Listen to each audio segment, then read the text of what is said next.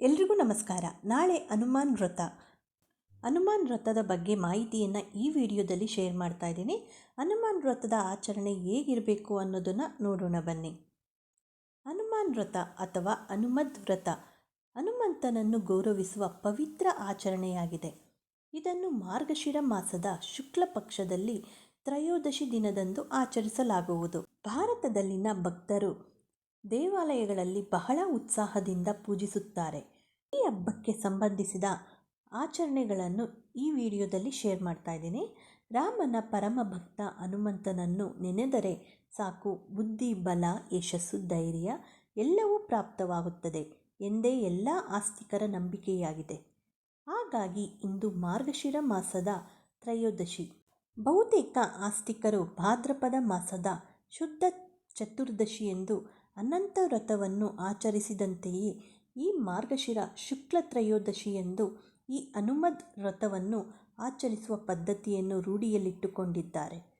ಆದರೆ ಈ ದಿನವನ್ನು ಏನೋ ಬಹುತೇಕರು ಈ ದಿನವನ್ನು ಹನುಮತ್ ಜಯಂತಿ ಎಂದೇ ಸಂಬೋಧಿಸುತ್ತಾರೆ. ವಾಸ್ತವವಾಗಿ ಹನುಮತ್ ಜಯಂತಿ ಚೈತ್ರ ಮಾಸದ ಶುಕ್ಲ ಪೂರ್ಣಿಮೆಯೆಂದು ಆಚರಿಸಲಾಗುವುದು. ಹನುಮದ್ ವ್ರತ ಅಥವಾ ಹನುಮಾನ್ ವ್ರತವು ಹನುಮಂತನನ್ನು ಪೂಜಿಸಲು ಮೀಸಲಾದ ಪವಿತ್ರ ಆಚರಣೆಯಾಗಿದೆ. ಈ ವಿಶೇಷ ಪೂಜೆಯ ದಿನವು ಮಾರ್ಗಶಿರ ಮಾಸದ ಶುಕ್ಲ ಪಕ್ಷದ ತ್ರಯೋದಶಿಯ ದಿನದಂದು ಬರುತ್ತದೆ, ಅಂದರೆ ನಾಳೆ. ಇದು 5 ದಿನಗಳ ಪಂಚವ್ರತದ ಭಾಗವಾಗಿದೆ. ಇದು ಏಕಾದಶಿಯಿಂದ ಪ್ರಾರಂಭವಾಗುತ್ತದೆ ಮತ್ತು ಮಾರ್ಗಶಿರ ಪೂರ್ಣಿಮೆಯೊಂದಿಗೆ ಕೊನೆಗೊಳ್ಳುವುದು. ದಕ್ಷಿಣ ಭಾರತದಲ್ಲಿ ಮತ್ತು ಉತ್ತರ ಭಾರತದ ಕೆಲವು ಭಾಗಗಳಲ್ಲಿ ಭಕ್ತರು ಹನುಮಾನ್ ದೇವಾಲಯಗಳಲ್ಲಿ ಹನುಮದ್ ವ್ರತವನ್ನು ಬಹಳ ಉತ್ಸಾಹದಿಂದ ಆಚರಿಸುತ್ತಾರೆ. ಈ ಪವಿತ್ರವಾದ ಹಬ್ಬಕ್ಕೆ ಸಂಬಂಧಿಸಿದ ಸರಿಯಾದ ಆಚರಣೆಗಳನ್ನು ಈಗ ನೋಡೋಣ. ಈ ವರ್ಷ ಹನುಮಾನ್ ವ್ರತ ಅಥವಾ ಹನುಮದ್ ವ್ರತವನ್ನು 13ನೇ ತಾರೀಕು, ಅಂದರೆ 13ನೇ ಡಿಸೆಂಬರ್ 2024ರಂದು ಆಚರಿಸಲಾಗುವುದು. ಅಂದರೆ ನಾಳೆ ಶುಕ್ರವಾರದಂದು ಆಚರಿಸಲಾಗುವುದು. ತ್ರಯೋದಶಿ ತಿಥಿಯು 12ನೇ ಡಿಸೆಂಬರ್ 2024ರಂದು ರಾತ್ರಿ 10:26ಕ್ಕೆ ಪ್ರಾರಂಭವಾಗುತ್ತದೆ ಮತ್ತು 13ನೇ ಡಿಸೆಂಬರ್ 2024ರಂದು ಸಂಜೆ 7:40ಕ್ಕೆ ಕೊನೆಗೊಳ್ಳುವುದು. ಹನುಮಾನ್ ವ್ರತದ ಸಂದರ್ಭದಲ್ಲಿ ಭಕ್ತರು ಉತ್ತಮ ಆರೋಗ್ಯ, ಶಾಂತಿ, ಹೋರಾಟಗಳಿಂದ ಪರಿಹಾರ ಮತ್ತು ಒಟ್ಟಾರೆ ಸಮೃದ್ಧಿಗಾಗಿ ಹನುಮಂತನನ್ನು ಪ್ರತ್ಯೇಕವಾಗಿ ಪೂಜಿಸುತ್ತಾರೆ. ಭಗವಾನ್ ಹನುಮಂತನ ಆರಾಧನೆಯು 16 ಭಾಗಗಳ ಪೂಜಾ ವಿಧಿಯಾದ ಷೋಡಶೋಪಚಾರವನ್ನು ಒಳಗೊಂಡಿರುತ್ತದೆ. ಇದು ಹನುಮಾನ್ ಅಷ್ಟೋತ್ತರ ಪಠಣ, ಹನುಮಾನ್ ಚಾಲೀಸ ಮತ್ತು ಇತರ ಸ್ತೋತ್ರಗಳನ್ನು ಒಳಗೊಂಡಿದೆ. ಪೂಜೆಯ ನಂತರ ಹನುಮಾನ್ ವ್ರತದ ಕಥೆಯನ್ನು ಓದಲಾಗುವುದು. ಅನಂತ ವ್ರತದಲ್ಲಿ ಯಮುನಾ ಪೂಜೆಯಾದರೆ ಇಲ್ಲಿ ಚಂಪಾ ಪೂಜೆ ಮಾಡಲಾಗುವುದು. ಅನಂತ ವ್ರತದಲ್ಲಿ ಕೆಂಪು ಬಣ್ಣದ 14 ಗಂಟುಗಳ ದಾರವನ್ನು ಕಟ್ಟಿಕೊಂಡಲ್ಲಿ ಹನುಮದ್ ವ್ರತದಂದು ಹಳದಿ ಬಣ್ಣದ 13 ಗಂಟುಗಳ ದಾರವನ್ನು ಕಟ್ಟಿಕೊಳ್ಳಲಾಗುವುದು. ಈ ಹನುಮದ್ ವ್ರತದ ಆಚರಣೆ ಹಿಂದೆಯೂ ಒಂದು ಕುತೂಹಲಕಾರಿಯಾದ ಕಥೆಯಿದೆ. ಆ ಕಥೆಯನ್ನು ಈಗ ನೋಡೋಣ. ಬಾಲಕ ಹನುಮಂತನು ಕೆಂಪಗೆ ಹೊಳೆಯುತ್ತಿದ್ದ ಸೂರ್ಯದೇವನನ್ನು ಹಣ್ಣು ಎಂದು ಭಾವಿಸಿ ಆತನನ್ನು ತಿನ್ನಲು ಹೋದಾಗ ಸೂರ್ಯದೇವನು ತನ್ನ ವಜ್ರಾಯುಧವನ್ನು ಬಾಲಕನ ಮೇಲೆ ಪ್ರಹಾರ ಮಾಡಿದಾಗ ಪೆಟ್ಟು ತಿಂದ ಹನುಮಂತ ಭೂಲೋಕಕ್ಕೆ ಅಪ್ಪಳಿಸುತ್ತಾನೆ.